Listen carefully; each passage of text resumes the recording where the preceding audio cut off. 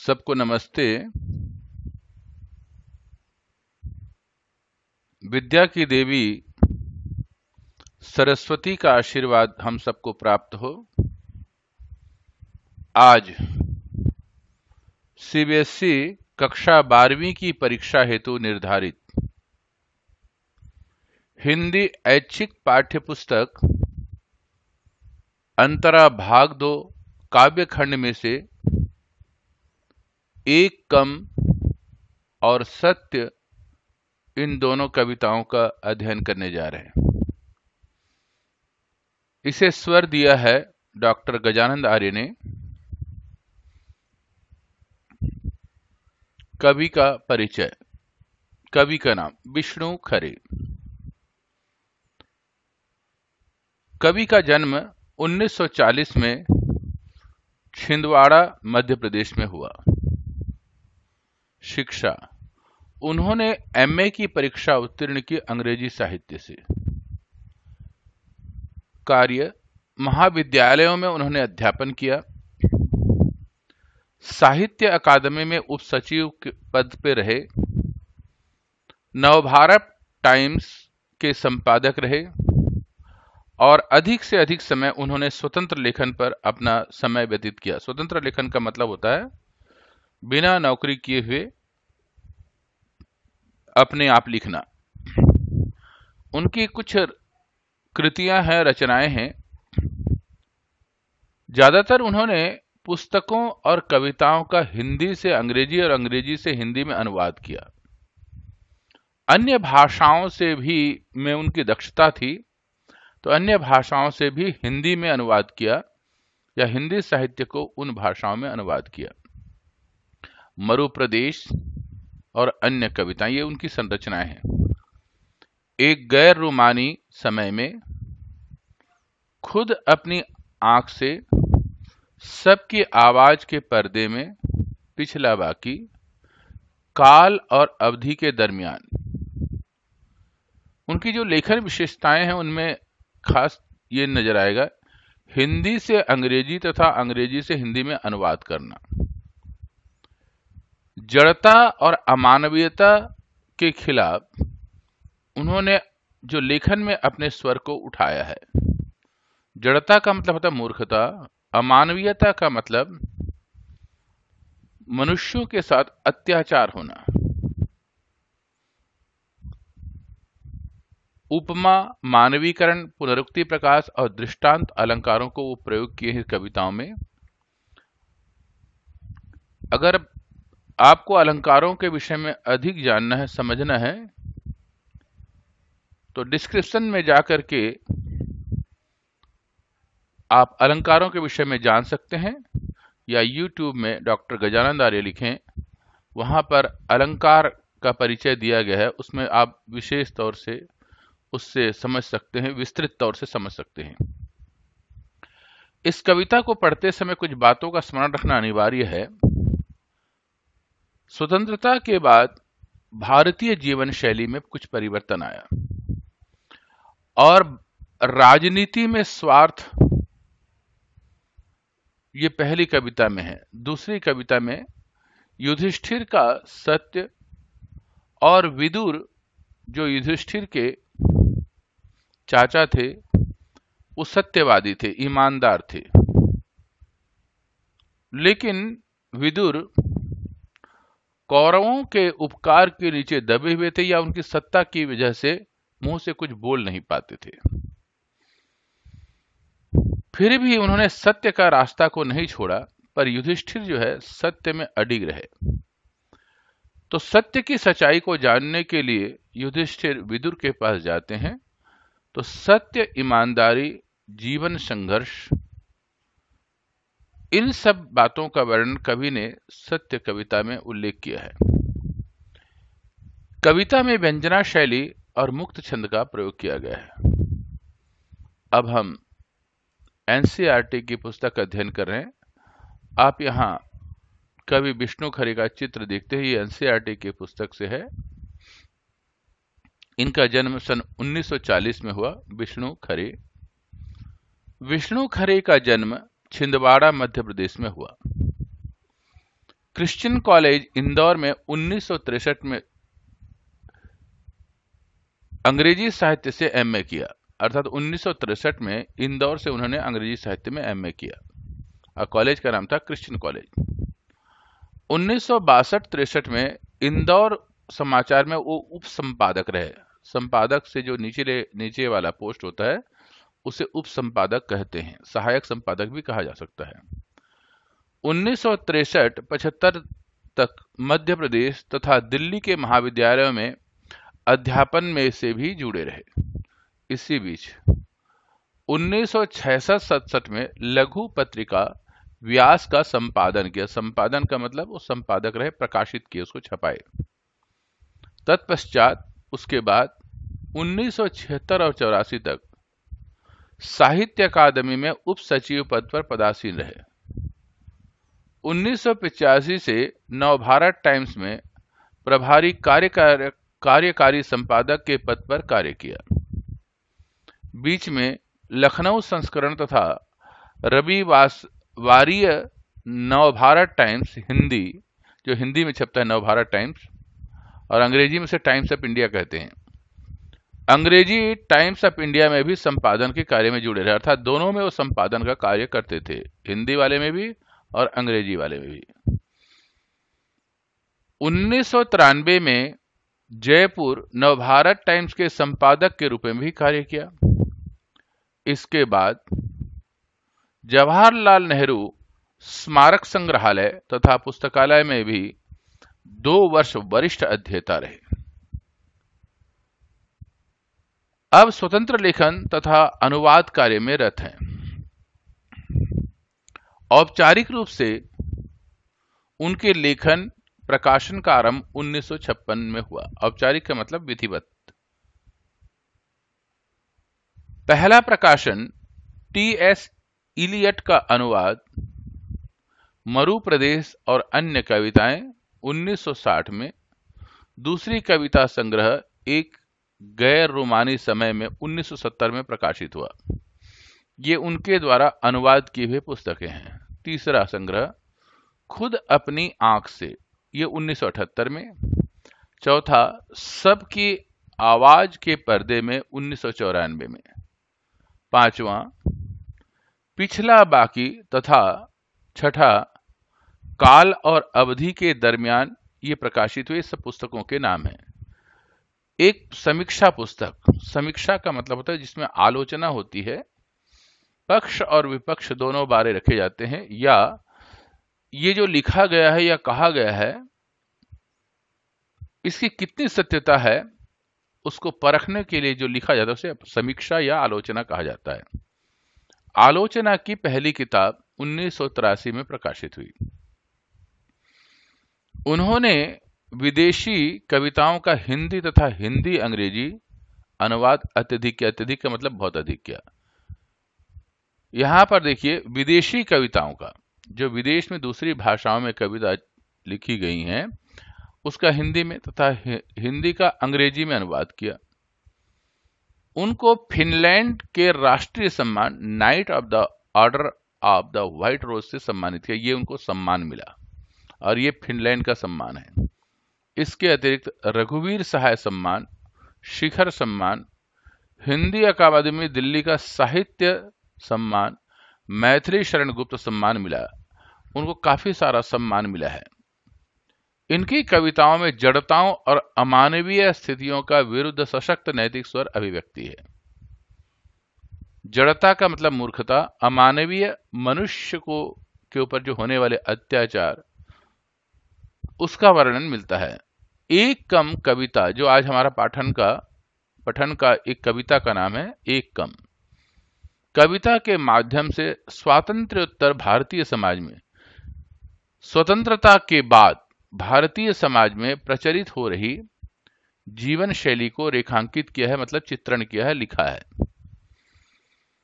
आजादी हासिल करने के बाद सब कुछ वैसा नहीं रहा जिसकी आजादी से सेनानियों ने कल्पना की थी। देश के जो आजाद के सिपाही थे, आजाद करने वाले सिपाही थे, उन लोगों ने जिस उद्देश्य को लेकर के, जिस विचार को लेकर के देश को आजाद कराया था, अपना देश अपना शासन, अत्याचार नहीं होगा, वो सारी कल्पनाएं लेखक को देखने को नहीं मिल रही है। पूरा देश का या कहें आस्थावान, ईमानदार और संवेदनशील जनता का मोह भंग हुआ। यहां पर लेखक को पीड़ा होती है लेखन पर, जब भारतीय समाज में जो जो उद्देश्य था वो जनता को वो प्राप्त नहीं हुआ, तो जनता का मोह इस राजनैतिक व्यवहार से दुख हुआ, मोह भंग हो गया, मतलब जनता को। परिणाम यह हुआ कि आपसी विश्वास, परस्पर भाईचारा और सामूहिकता का स्थान धोखाधड़ी, आपसी खींचातान ने ले लिया और नितांत स्वार्थपरकता का माहौल बनता चला गया। यहां पर यह बताना चाहते हैं कि लोग धोखाधड़ी करने लगे संपन्न होने के लिए, और नेता देश की उन्नति छोड़ करके आपसी खींचातान में ज्यादा ध्यान दे रहे हैं। अगर कोई नेता बन गया तो, या कोई ऐसा कार्य कर रहा है जो राजनीति से संबंध से जुड़ा हुआ है, उसमें ज्यादा से ज्यादा स्वार्थ नजर आता है, व्यक्तिगत स्वार्थ नजर आता है। कभी इस माहौल में स्वयं को असमर्थ पाते हुए भी ईमानदारों के प्रति अपनी सहानुभूति स्पष्ट रूप से रखता है, तथा कुछ न करने की स्थिति में होने के बावजूद स्वयं को ऐसे लोगों के जीवन संघर्ष में बाधक नहीं बनाना चाहता है। इसलिए वह कम से कम एक व्यवधान तो नहीं कर रहा है, जो कि वह करता है, यही कविता का संदेश है। कवि उनके खिलाफ ज्यादा नहीं लिख रहे हैं, पर इतना जरूर कहते हैं कि देश देश है, देश के हित में कार्य करना चाहिए, मात्र स्वार्थ के हित में काम नहीं करना चाहिए। कविता दूसरी है जिसका नाम है सत्य। सत्य कविता में कवि ने महाभारत के पौराणिक संदर्भों और पात्रों के द्वारा जीवन में सत्य की महत्ता को स्पष्ट करना चाहा है। हमारे प्राचीन ग्रंथों में रामायण और महाभारत महत्वपूर्ण ग्रंथ हैं। तो महाभारत में एक पौराणिक संदर्भ है, उसका लेकर के लेखक ने उस अतीत के संघर्षों का वर्णन किया है। अतीत का मतलब बीते हुए, इतिहास। अतीत की कथा का आधार लेकर अपनी बात प्रभावशाली ढंग से कही है। यह कविता इसका प्रमाण है। युधिष्ठिर, विदुर और खांडवप्रस्थ, इंद्रप्रस्थ के द्वारा सत्य की महत्ता को ऐतिहासिक परिप्रेक्ष्य के साथ प्रस्तुत करना ही यहाँ कवि का अभिष्ट है। महाभारत में युधिष्ठिर आदि को जब खांडवप्रस्थ से इंद्रप्रस्थ बनाने के लिए आधा राज्य देने की संकल्पना की गई, तब उस समय की यह घटना है कि हर हालत में युधिष्ठिर ने सत्यता को नहीं छोड़ा। कितना भी कष्ट आया, कितना भी दुख आया, पर सत्य को वो नहीं छोड़ पाए। तो लेखक यहां पर इसी बात को कहना चाहते हैं, सत्य के प्रति संशय का विस्तार होने के बावजूद वह हमारी आत्मा की आंतरिक शक्ति है। ये बात महत्वपूर्ण है। इसके बाद सत्य हमारी अंतरात्मा में बसा हुआ है और उसकी सबसे बड़ी शक्ति है। जो व्यक्ति सत्य को अपना सकता है और सत्य की बात सुन सकता है, उसी व्यक्ति को महान कहा है। कविता में यह भी कहा गया है कि आदमी घबराहट से, परेशानी से सत्य से कई बार दूर चला जाता है, या सत्य समय के आधार से अपना सत्यता को भी बदल देता है, अर्थात वह घबराहट परेशानी के कारण हो सकता है। यह भी कविता का संदेश है। उसका रूप वस्तु स्थिति और घटनाओं, पात्रों के अनुसार बदलता रहता है। सत्य जो है अपनी वास्तविकता को स्थिति और समय के आधार से या घटना के आधार से बदल जाता है। बदलते हालत और मानवीय संबंधों से हो रहे निरंतर परिवर्तनों से सत्य की पहचान और उसकी पकड़ मुश्किल होते जाने से सामाजिक यथार्थ को कवि ने इस तरह ऐतिहासिक पौराणिक घटनाक्रम के द्वारा प्रस्तुत करने का प्रयास किया, यह प्रशंसनीय है। तो लेखक ने समाज में होने वाले जो मुश्किल है और समाज का वास्तविकता है, सत्य की पहचान करने के लिए कविता में लेखनीबद्ध किया है।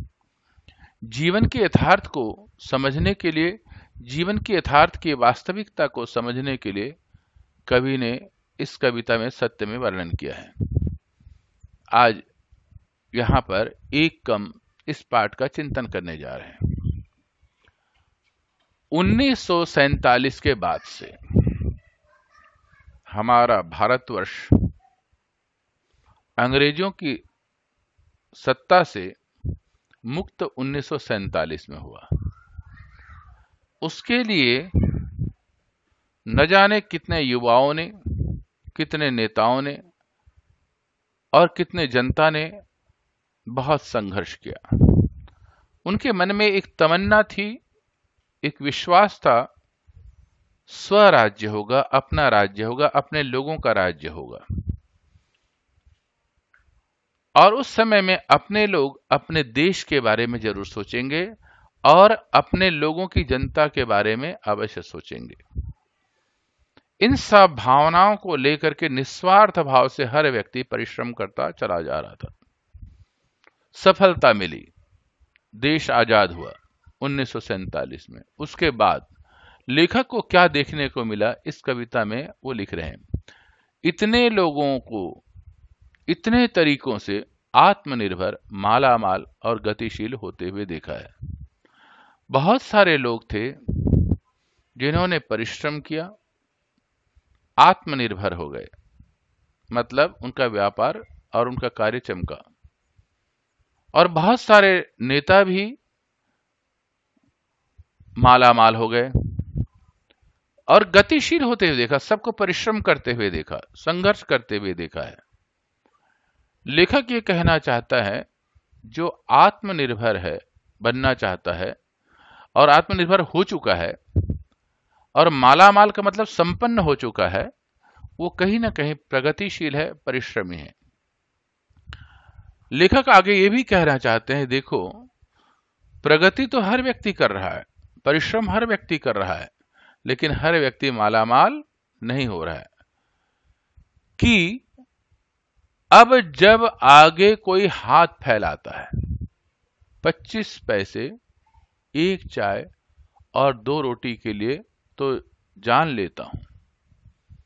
लेखक ने यहां पर अपनी करुणा, अपनी वेदना को अभिव्यक्त किया है। आज भी देश में ऐसे लोग हैं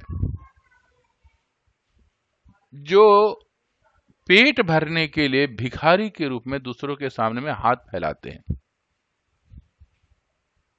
देश में ऐसे गरीब लोग हैं जो आत्मसम्मान को बेच करके हाथ फैलाता है। अगर कोई हाथ फैलाता है तो सच्चाई है, वो आत्मसम्मान उसका नष्ट हो जाता है।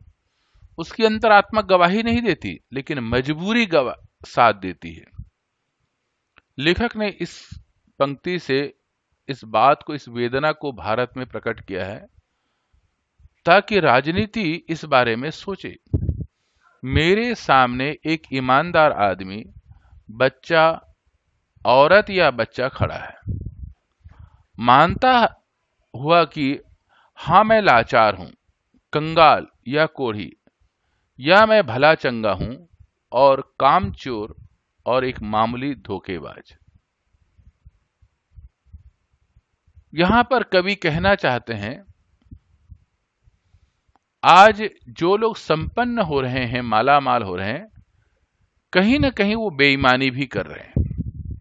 परिश्रम तो कर रहे हैं, गतिशील तो हैं, गतिशील दूसरा आदमी भी है, पर जब तक से वो बेईमानी नहीं कर रहा है तब तक से संपन्न नहीं हो रहा है।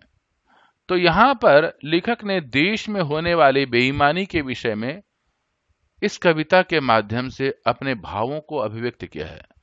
कुछ लोग ऐसे भी हैं, ईमानदार हैं, वो औरत भी हो सकता है, बच्चा भी हो सकता है। एक मेरी तरह लाचार और कंगाल भी हो सकता है।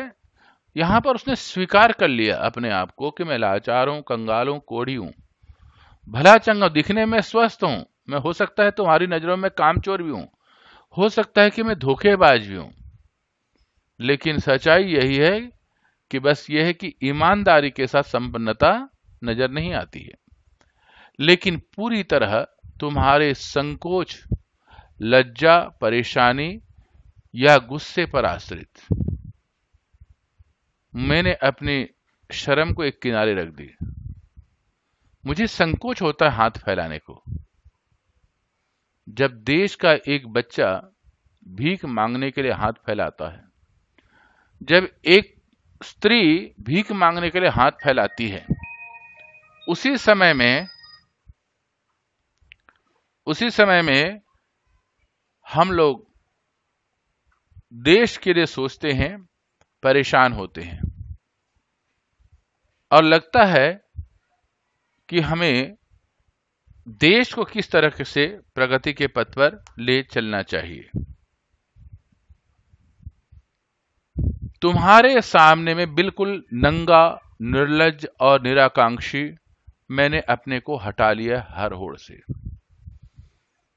कवि ने यहां को अपने आप को स्वीकार कर लिया है। हां, नंगा हो चुका हूं, निर्लज्ज, मेरी लज्जा समाप्त हो चुकी है। मेरे मन में आकांक्षाएं, चाहत ही नहीं है। गरीबी में यह सब स्थिति आ जाती है। जब कोई बालक हाथ फैलाता है तो वो इन सब गुणों को एक तरफ रख देता है। मैंने अपने को हटा लिया हर होड़ से, क्योंकि यहां पर होड़ से तात्पर्य यह है, एक व्यापारी दूसरे व्यापारी को नीचा दिखाने के लिए होड़ करता है। यहां यह कह रहा है कि मुझे इतना बड़ा व्यापार नहीं चाहिए, समान रोटी चाहिए। कम से कम हम सब एक देश के वासी हैं, तो भारत में इस प्रकार की भावनाएं होनी चाहिए। मैं तुम्हारा विरोधी, प्रतिद्वंदी या हिस्सेदार नहीं। मुझे कुछ देकर या नहीं देकर भी कम से कम एक आदमी से तो निश्चिंत रह सकते हो। तुम मुझे कुछ दो या मत दो, लेकिन एक बात यह है, आज की राजनीति में, आज के देश की परिस्थितियों में लेखक को यह बड़ी पीड़ा हो रही है कि देश में आज भी कितने लोग हाथ फैला रहे हैं, चाहे छोटे से काम के लिए, चाहे पेट भरने के लिए। इन सब परिस्थितियों से लेखक को बड़ी वेदना हुई है और वह देश की राजनीति को जगाना चाहते हैं, देश के उन लोगों को जो देश के कर्णधार हैं उनको जगाना चाहते हैं। आज हम सत्य कविता को इसके साथ पढ़ने जा रहे हैं। जब यह सत्य को पुकारते हैं तो वह हमसे परे हटता जाता है। जैसे गुहारते हुए युधिष्ठिर के सामने से भागे थे विदुर और भी घने जंगलों में। कवि ने सत्य के विषय में कहा, सत्य कोई ऐसी चीज नहीं है जिसको पुकारो और बालक की तरह या व्यक्ति की तरह चला आए,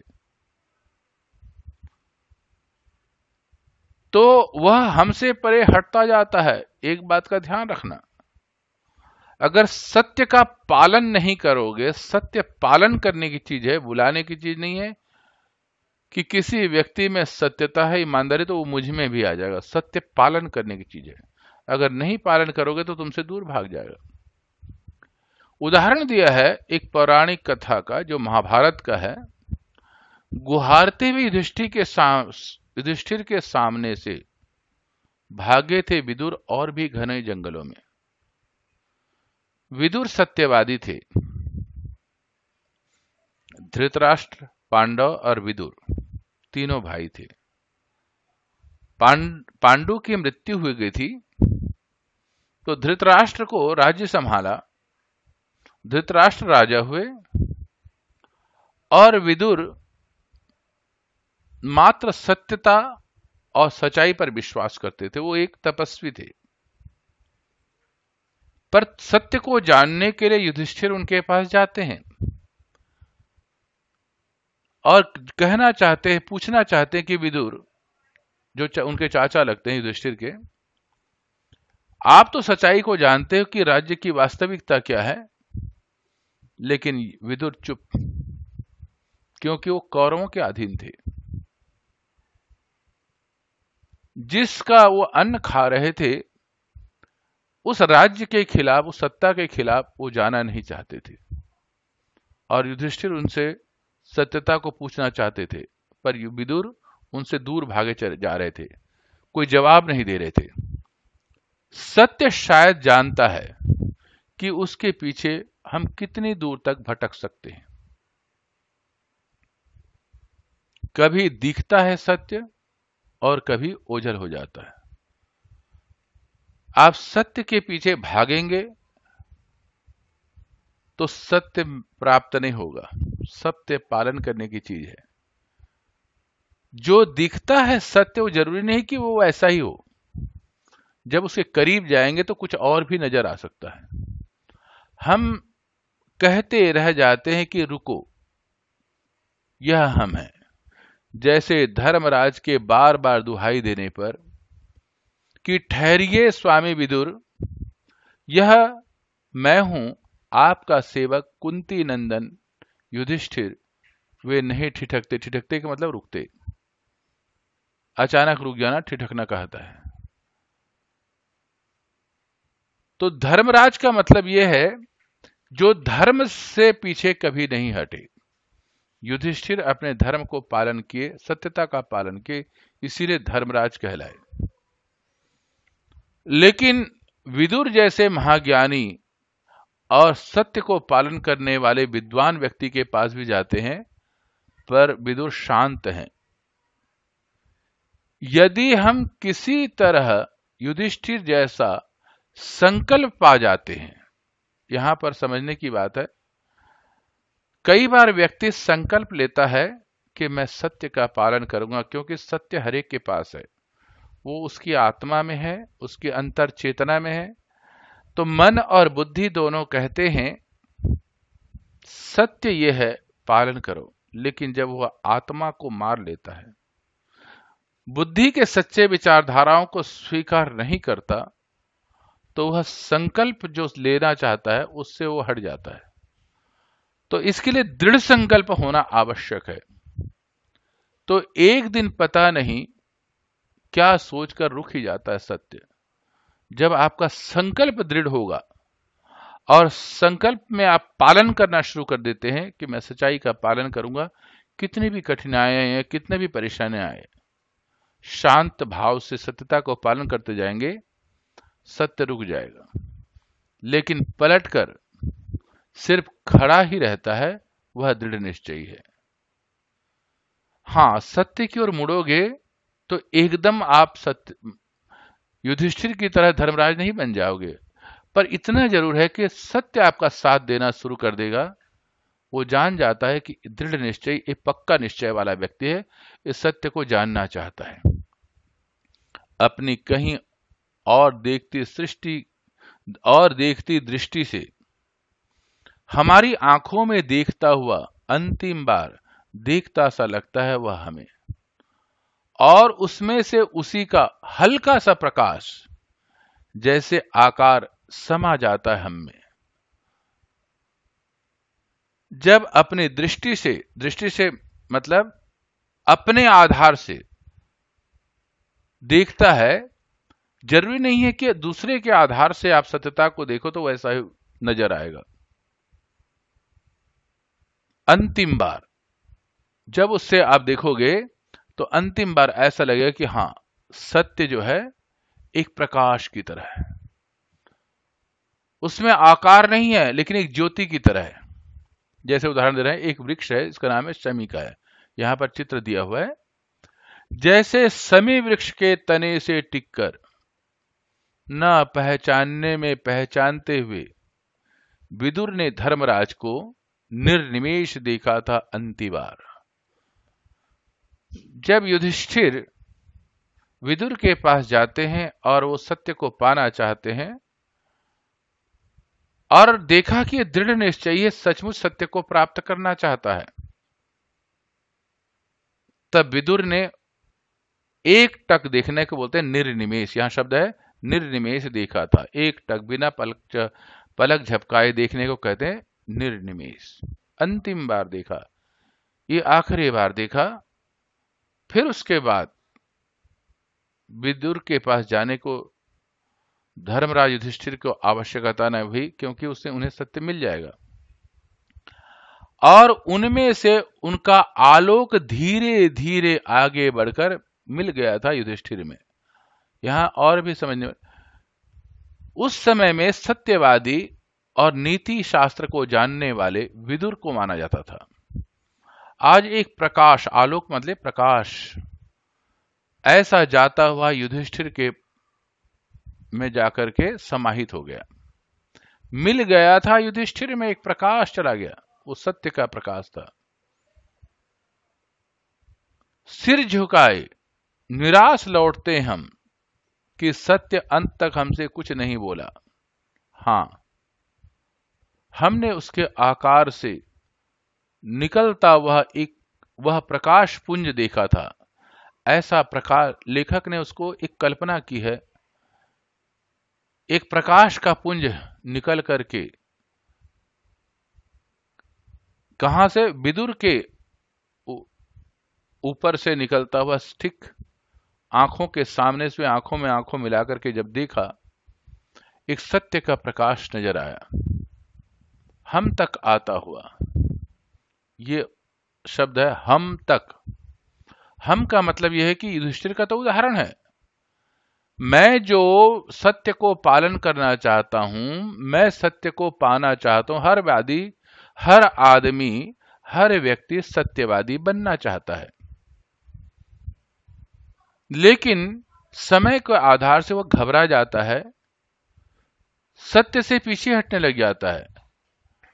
तब यह कहता है, जो व्यक्ति युधिष्ठिर की तरह सत्य में रहना चाहता है, ऐसे व्यक्ति का हम तक आता हुआ। हर व्यक्ति सत्यवादी बन सकता है, उसके अंदर गुण होते हैं, उस गुण को पहचानना और उसको आचरण करना, उसको अपने अंदर लाना। तो इसमें कहा, एक प्रकाश के पुंज आपके चेहरे पर नजर आएगा, वह हम में विलीन हुआ सा और हमसे होता हुआ आगे बढ़ गया। वो हम में विलीन हो जाता है। विलीन का मतलब हो जाता है जा करके अंदर में प्रवेश कर जाना। आंखों से दिखाई नहीं देगा, लेकिन हम में पूरा तरह समाहित हो जाता है, मिल जाता है। हम, देखिए हम शब्द का बार बार प्रयोग है, इसीलिए व्यक्ति युधिष्ठिर की तरफ कम ध्यान दे। कवि का कहने का उद्देश्य हर व्यक्ति के ऊपर है, जो भी इसको पढ़ रहा है, जो सुन रहा है, जो अपने लिए विचार कर रहा है, जो अपने देश के लिए चिंतन कर रहा है। हम कह नहीं सकते, न तो हम में कोई स्फुरण हुआ और न कोई ज्वर हुआ, किंतु शेष सारे जीवन हम सोचते ही रह जाते हैं। स्फुरण का मतलब होता है कपकपी। जब सत्य आता है तो सत्य ऐसी कोई चीज नहीं है जो आपके अंदर एक शरीर पर कपकपी पैदा हो गया कि हां जी आ गया सत्य। और सत्य एक प्रकाश है, प्रकाश का पुंज है। जब वो आता है, आपके अंदर समाहित होता है, तो ऐसा नहीं कि आपके शरीर की जो गर्मी है बढ़ जाएगी, हां तुम्हें सत्य मिल गया, नहीं। हम जब सोचते हैं तो मन में सोचते हैं, तो वही सोच ही सत्य होना चाहिए। कैसे जाने कि सत्य का यह प्रतिबिंब हमें समाया या नहीं? कवि यहां कहते हैं, हम कैसे समझें? अपने आप से प्रश्न कर रहा है, दूसरे से नहीं। आवश्यकता नहीं कि आप दूसरों के सामने में परखें, आप अपने आप को परखें, अपने प्रतिबिंब स्वयं अपने अंतरात्मा में जाके झांके। कह रहे हैं, हमारी आत्मा में, अपनी आत्मा में जो कभी कभी दमक उठता है, अंदर में जब प्रकाश आता है, तुम्हारे को खुशियां भर देता है। जब तुम कोई ऐसा कार्य करते हो जो समाज के हित के लिए हो, जिसमें सत्यता है, मानवता के हित के लिए करते हो, तब तुम्हारे अंदर जो एक खुशी, एक प्रकाश आता है, उस प्रकाश को दमक कहा है। दमकना का मतलब एक आंतरिक चमक को दमकना कहा जाता है। क्या वह उसी का छुअन है। अब अपने से प्रश्न करते हुए कह रहे हैं, आज कहीं जो मुझे आत्म विभोर होने का मौका मिला, किसी की सेवा करके, देश की सेवा करके, निस्वार्थ भाव से, बिना लोभ लालच के अगर मैंने कोई काम किया है और मेरे में प्रसन्नता आई है, कहीं ऐसा तो नहीं कि उसी का छुअन है, उसी का स्पर्श है। छुअन का मतलब स्पर्श, छुआ। जैसे किसी ने किसी को हाथ लगाया तो उससे उसको आभास होता है, अनुभूति होती है, और अनुभूति बताता है कि हाँ, किसी ने तुम्हें स्पर्श किया, छुआ है। जैसे उदाहरण दे रहे हैं यहां पर, विदुर कहना चाहते तो वही बता सकते थे, सोचा होगा माथे के साथ अपना मुकुट नीचा किए युधिष्ठिर ने, खांडवप्रस्थ से इंद्रप्रस्थ लौटते हुए। खांडवप्रस्थ एक जगह का नाम है जो पूरा का पूरा जंगल था। जब उन्होंने राज्य का अधिकार देने के लिए मना कर दिया तो आधा राज्य देने के लिए वादा करते हुए कहा गया कि सबसे पहले खांडवप्रस्थ को आप अपनी नगरी बनाएं। देखा तो जंगल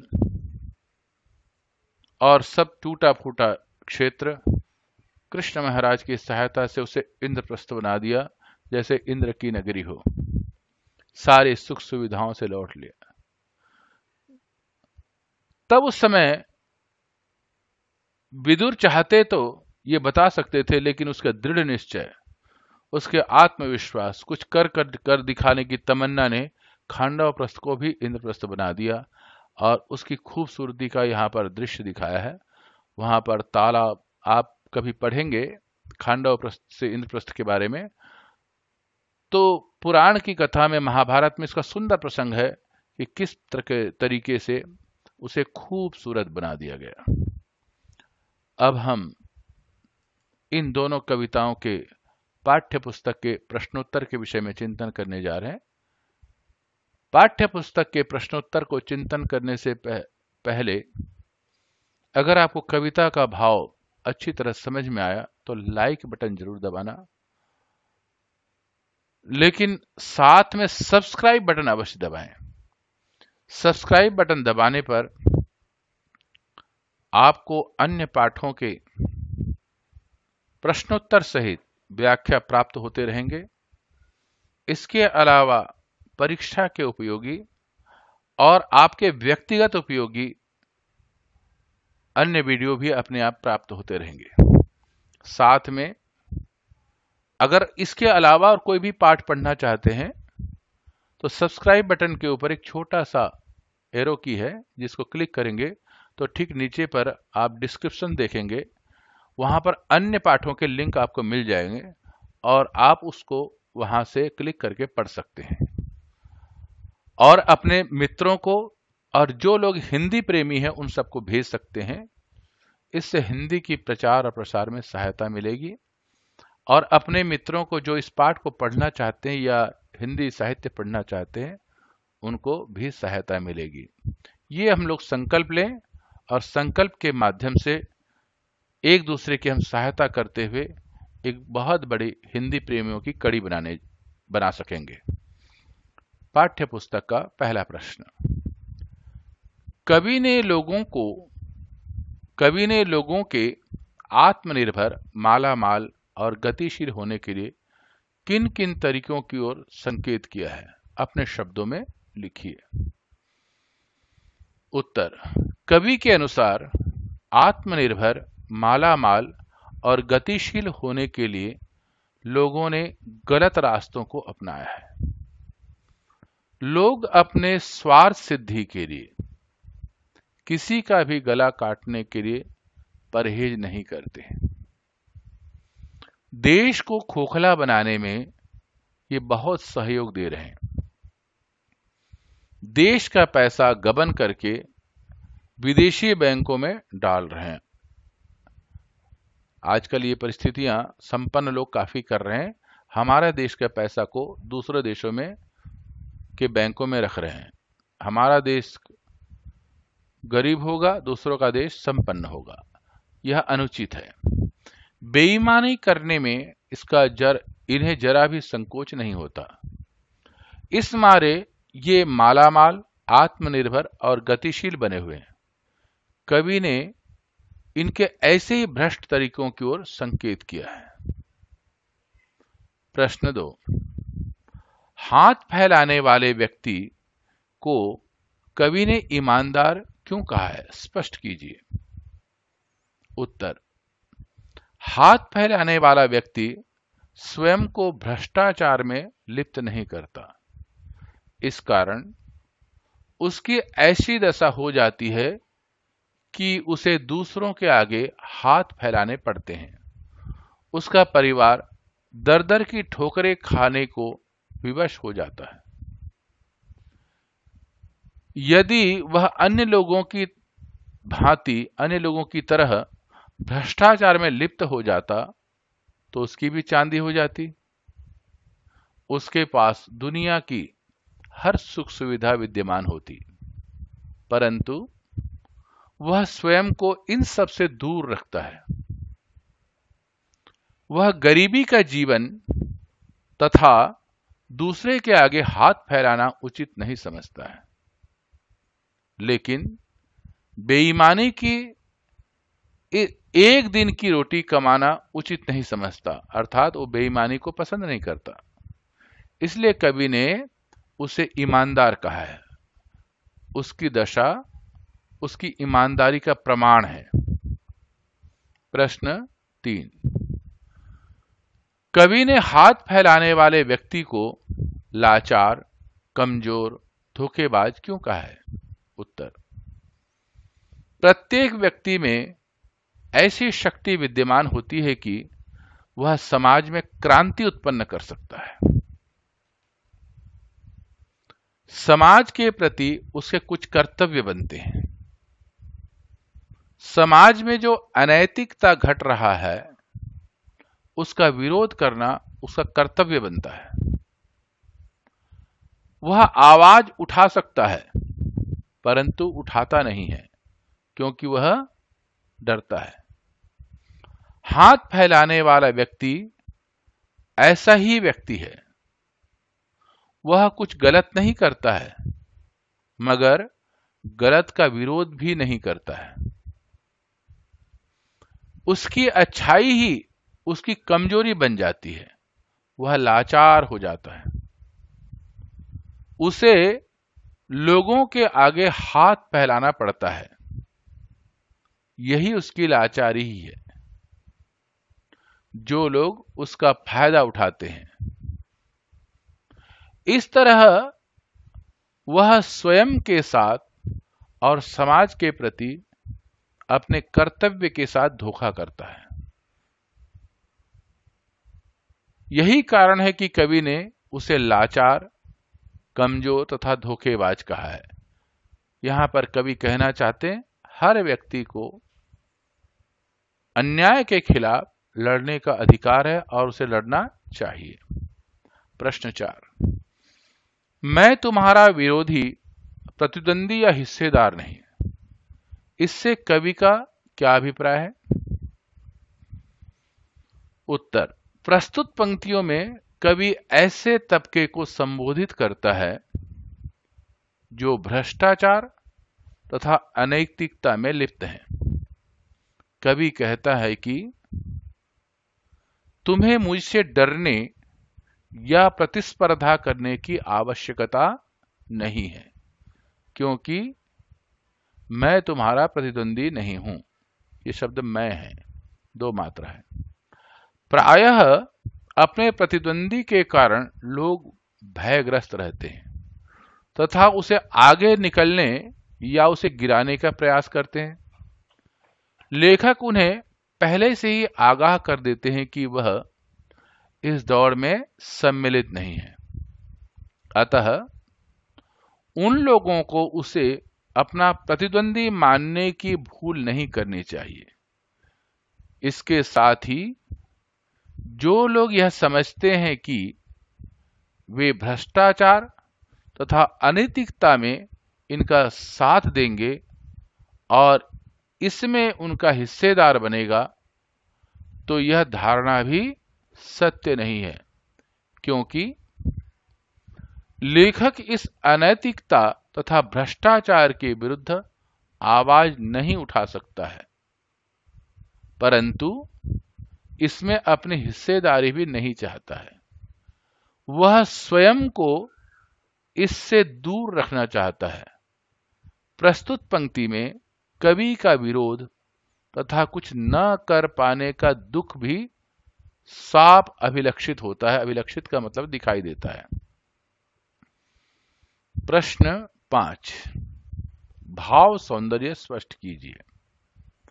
भाव सौंदर्य का मतलब होता है कवि ने जो पंक्ति लिखी है उसके पीछे उनका क्या भाव छिपा हुआ है, उसको आपको अपने शब्दों में प्रकट करना है। 1947 के बाद से मानता हूं कि हां मैं लाचार हूं,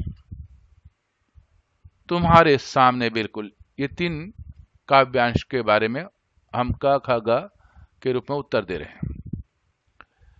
इन पंक्तियों का भाव यह है कि कवि 1947 के बाद के भारत में बहुत से लोगों ने अनैतिकता तथा भ्रष्टाचार के तरीकों का सहारा लेकर अतुलनीय धन कमाया है, बहुत ज्यादा धन कमाया है, बहुत अधिक धन कमाया है।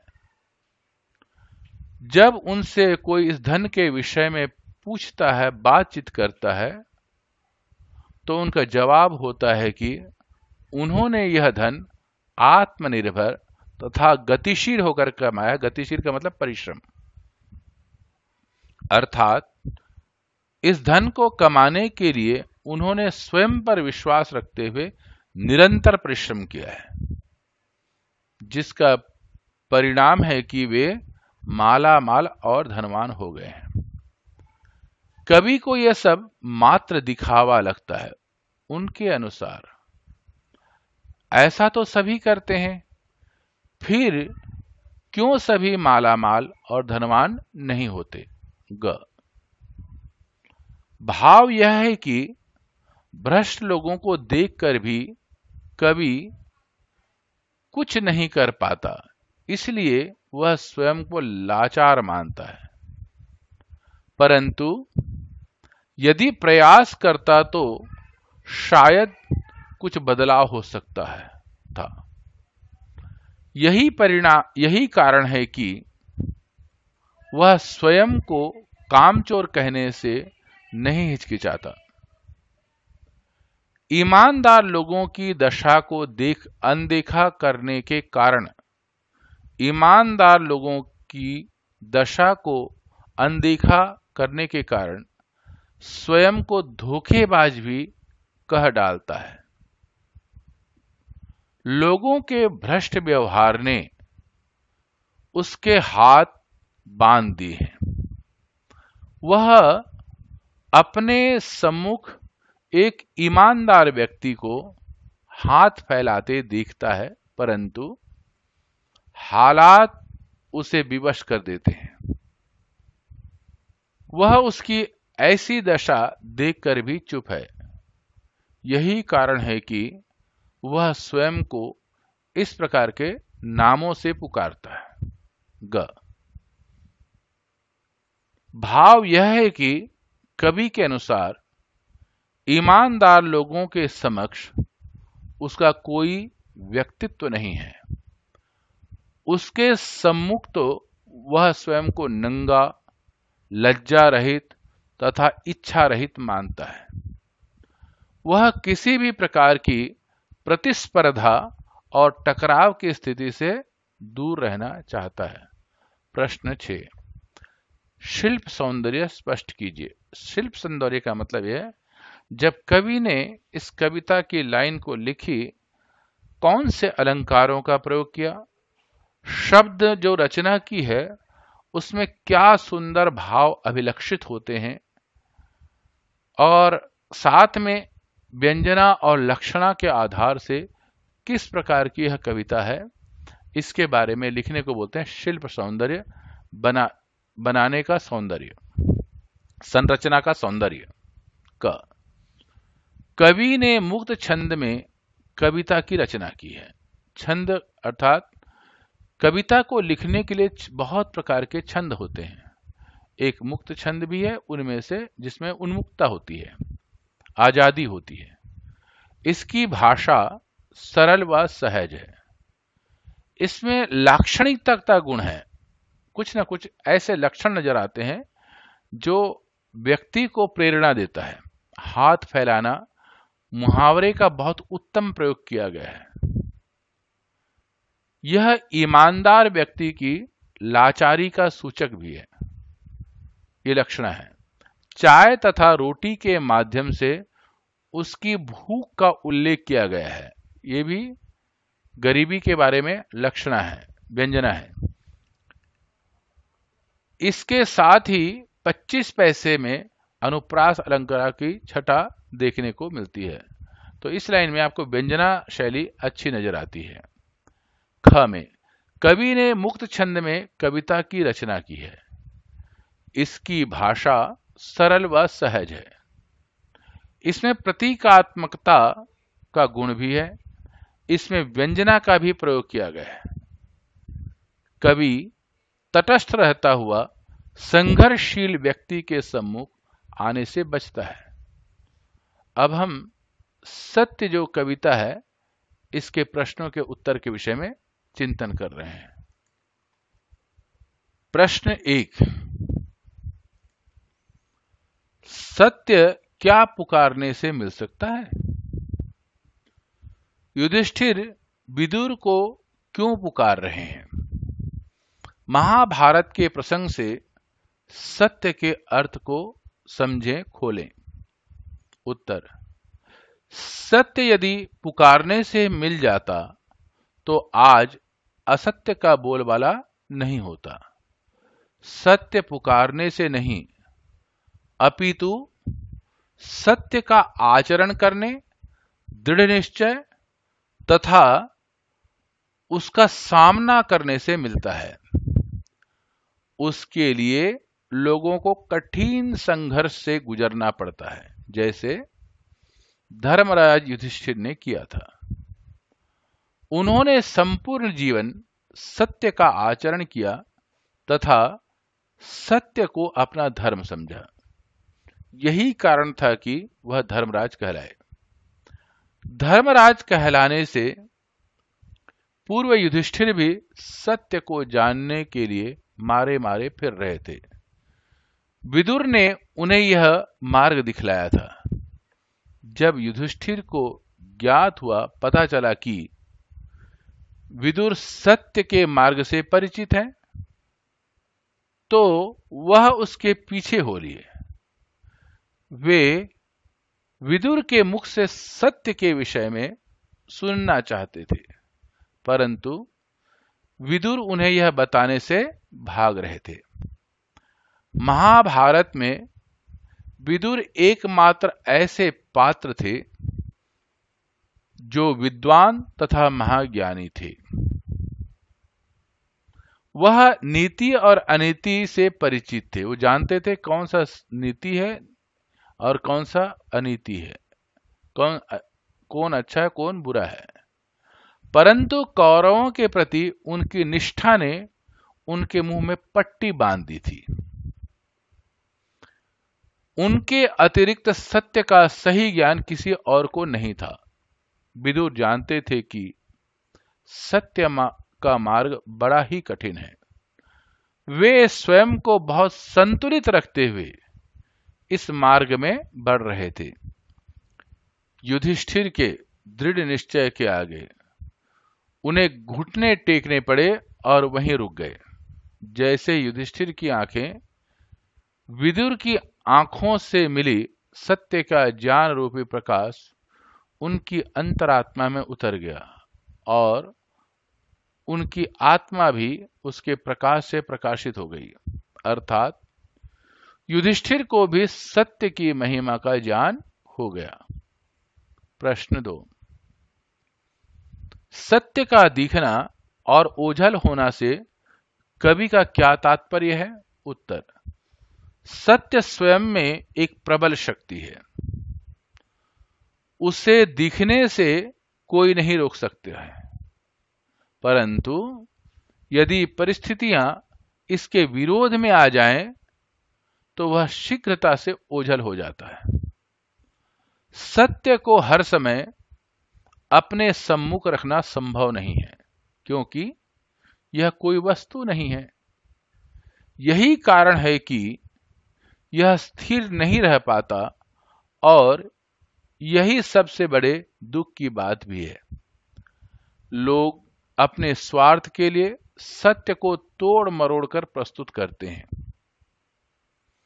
उनके कारण सत्य कहीं ओझल हो जाता है और रह जाता है तो असत्य। सत्य तभी प्रकट होता है जब दृढ़तापूर्वक उसका आचरण किया जाता है या उस पर अडिग रहा जाए। युधिष्ठिर उसका सबसे बड़े उदाहरण है। उन्होंने किसी भी परिस्थिति में सत्य का साथ नहीं छोड़ा। प्रश्न 3, सत्य और संकल्प के अंतर संबंध पर अपने विचार व्यक्त कीजिए। उत्तर, सत्य और संकल्प में भक्त और भगवान के समान संबंध है। जैसे भक्त के बिना भगवान और भगवान के बिना भक्त का कोई अस्तित्व नहीं होता, वैसे ही सत्य मार्ग में बढ़ते हुए यदि मनुष्य में संकल्प शक्ति की कमी है तो सत्य तुरंत दम तोड़ देता है। सत्य का मार्ग बहुत कठिन और संघर्ष युक्त है। सत्य का आचरण करना लोहे के चने चबाने के समान है। इस पर चलते हुए विरोधों तथा विरोधियों का सामना करना पड़ता है। लोगों की प्रताड़ना तथा उलाहनाओं के भी झेलना पड़ता है। आज के युग में लोग अपने स्वार्थ पूर्ति के लिए अधर्म तथा अनीति का सहारा लेते हैं। ऐसे में सत्य के लिए कोई स्थान नहीं, क्योंकि अधर्म तथा अनीति में असत्य फलता फूलता है। परंतु जो लोग दृढ़ संकल्प होकर इस मार्ग में बढ़ते हैं, सत्य का परचम वहीं सदैव लहराता है। उनके रहते सत्य दिनों दिन प्रगति करता हुआ अपनी श्रेष्ठता सिद्ध करता है। अतः सत्य और संकल्प में घनिष्ठ संबंध है। प्रश्न 4, युधिष्ठिर जैसा संकल्प, इससे क्या अभिप्राय है? उत्तर, युधिष्ठिर जैसा संकल्प से तात्पर्य है कि सत्य के मार्ग पर अडिग होकर चलने की शक्ति। युधिष्ठिर ने अपने जीवन में सत्य का मार्ग चुना था। इसके लिए उन्होंने विदुर तक को अपने सम्मुख झुकने पर विवश कर दिया था। वे उम्र भर इस मार्ग पर नहीं चले, बल्कि उन्होंने इसे अपने आचरण में भी आत्मसात किया। उन्होंने कठिन से कठिन समय में भी सत्य का साथ नहीं छोड़ा। इसी कारण उन्होंने कष्टों को भी गले लगाया तथा अपनों का विरोध भी सहा, परंतु फिर भी वह दृढ़तापूर्वक इस मार्ग पर चलते गए तथा धर्म की स्थापना की। अपने दृढ़ संकल्प के कारण ही उन्हें धर्मराज की उपाधि से नवाजा गया। उनके जैसा संकल्प महाभारत के इतिहास में किसी और में देखने को नहीं मिलता है। प्रश्न 5, सत्य की पहचान हम कैसे करें? कविता के संदर्भ में स्पष्ट कीजिए। उत्तर, कविता के अनुसार सत्य हमारे अंतःकरण में विद्यमान होता है। उसे खोजने के लिए हमें अपने भीतर झांकना आवश्यक है। सत्य के प्रति हमारे मन में संशय उत्पन्न होता है, परंतु संशय का मतलब शंका, परंतु यह संशय हमारे भीतर व्याप्त सत्य को धूमिल नहीं कर पाता। हमें सदैव परिस्थिति, घटनाक्रमों को ध्यान में रखते हुए सत्य को पहचानना चाहिए। मनुष्य परिस्थिति तथा घटनाक्रमों के अनुसार सत्य असत्य के मध्य फंसा रहता है।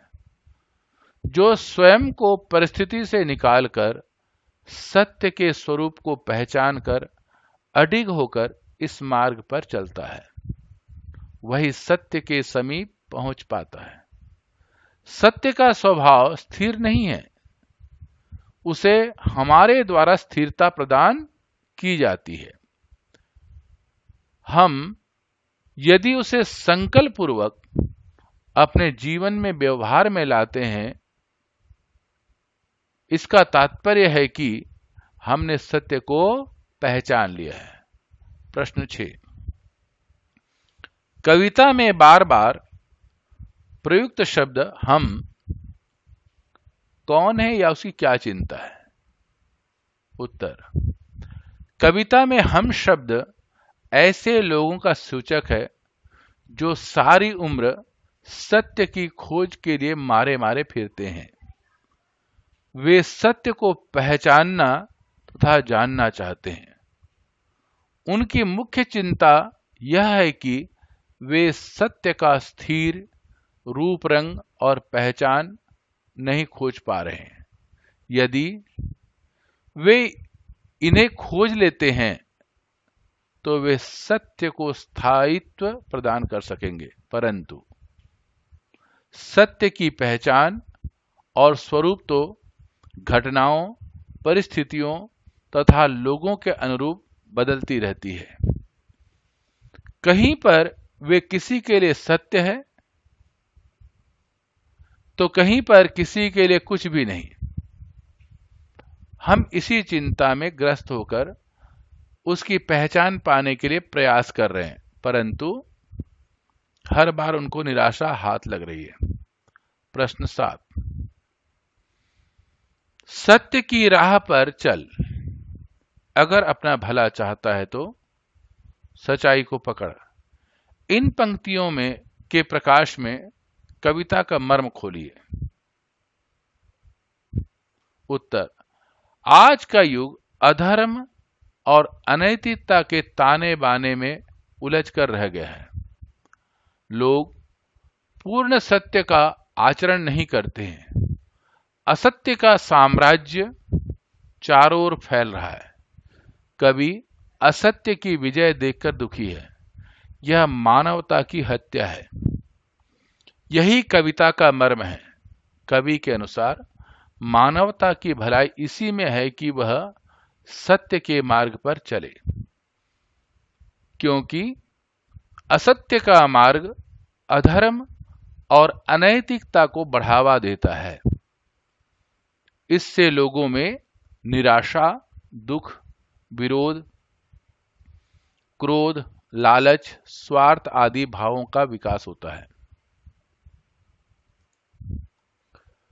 भाई भाई को मारने पर आतुर हो जाता है। यदि मनुष्य सत्य के मार्ग पर चलता है तो धर्म और नैतिकता को बढ़ावा मिलता है। लोगों में इस कारण आशा, सुख, प्रेम, शांति तथा परोपकार जैसी भावनाओं का विकास होता है। यदि एक व्यक्ति असत्य को नकारता है तो इससे कई लोगों का भी भला होता है। इस प्रकार हमने हिंदी साहित्य का चिंतन किया। अगर आपको पसंद आया तो लाइक बटन दबाएं और साथ में सब्सक्राइब बटन अवश्य दबाएं। इससे आप और हम सब हिंदी प्रेमी जुड़े रहेंगे और अपने कुछ मित्रों को अवश्य भेजें ताकि हिंदी साहित्य का प्रसार हो सके। हम सब हिंदी भारत की राजभाषा है, इसका प्रसार करने के लिए मिलकर के प्रयास करें और सभी छात्र या व्यक्ति या अध्यापक जिसे ये पसंद आया वो अवश्य उन लोगों को संप्रेषित करें जो लोग इसमें रुचि रखते हैं और इनको सहायता मिलनी चाहिए। अन्य पाठों के लिंक सब्सक्राइब बटन के ठीक ऊपर ही एक छोटा सा एरो की है जिसे डिस्क्रिप्शन बटन कहते हैं, उसको क्लिक करेंगे तो अन्य पाठों के लिंक भी आपको मिल जाएंगे जिससे आप उसे पढ़ सकते हैं। इसी के साथ सबको नमस्ते, माँ सरस्वती की कृपा, उनका आशीर्वाद और पुनः नमस्ते। अगले पाठ के चिंतन के लिए सब्सक्राइब बटन दबाइए और हम अगले पाठ पर पुनः अगले वीडियो में मिलते हैं। सबको नमस्ते।